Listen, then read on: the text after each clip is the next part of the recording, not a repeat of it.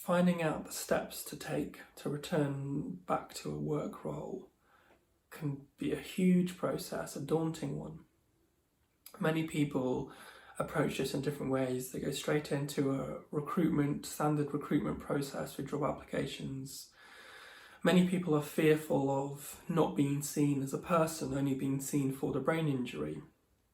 And so may try a voluntary work opportunity to develop a relationship with a potential future employer, so they're seen for their skills and the person who they are, and their needs for adjustments in their work role can be developed collaboratively with an employer in a more of a gentle, relaxed pace. In all of these scenarios, there needs to be a presence of an employment expert, really. Someone from an employment agency, a disability employment advisor, or if there is one, a clinical service that's a rehabilitation service that supports vocational rehabilitation. And the meeting of these different perspectives, along with kind of disability rights, employment law specialists, all kind of come together to support survivors to find their right path to a role that's right for them post-injury, so they do indeed have an answer to what do you do then.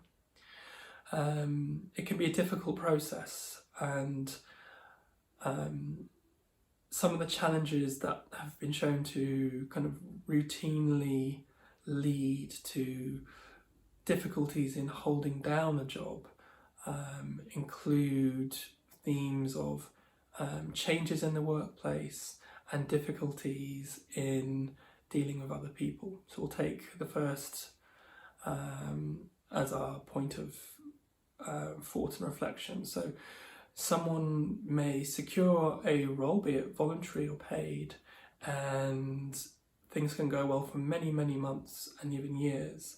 But then if there is a change, such as a line manager moves on, a new line manager comes in, where that new person doesn't have any experience of working with a brain injury survivor, then it's like a house of cards that can collapse, and suddenly there can be lots of problems, and the work role and experience of working in a particular organisation can feel very overwhelming and confusing for a survivor, even if that's been a stable scenario for many years. Changes in work environments can also be a challenge. There's been a general move in office environments, for example, to move from small office to open plan office layouts over the last 30 years.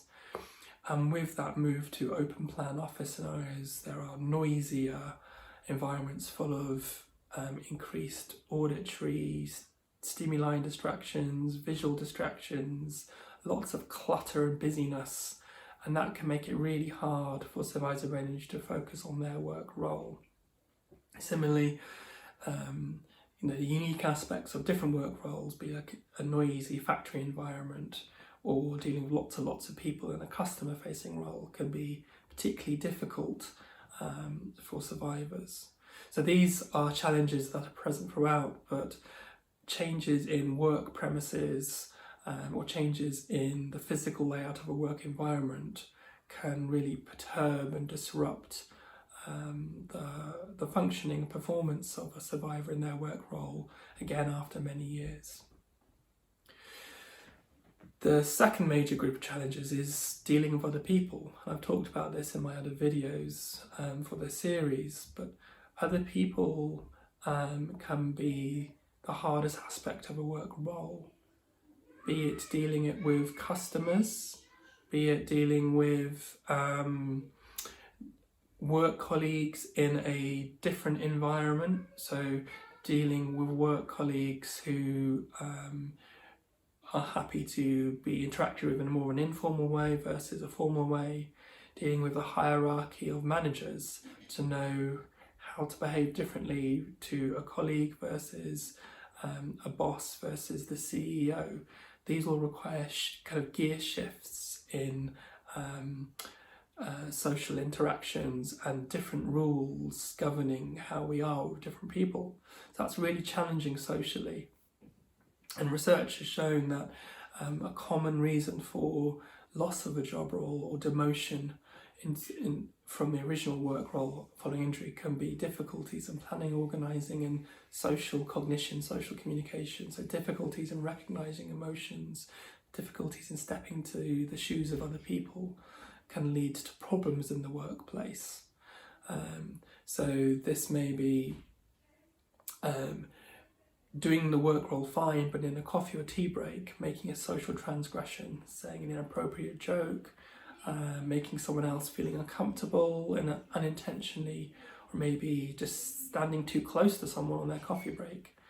All of these challenges can lead to work colleagues feeling uncomfortable around a survivor, and that's then hard for a boss or manager to think about in a positive manner, because it's harder to link that to disability than to think about physical difficulties or even memory difficulties.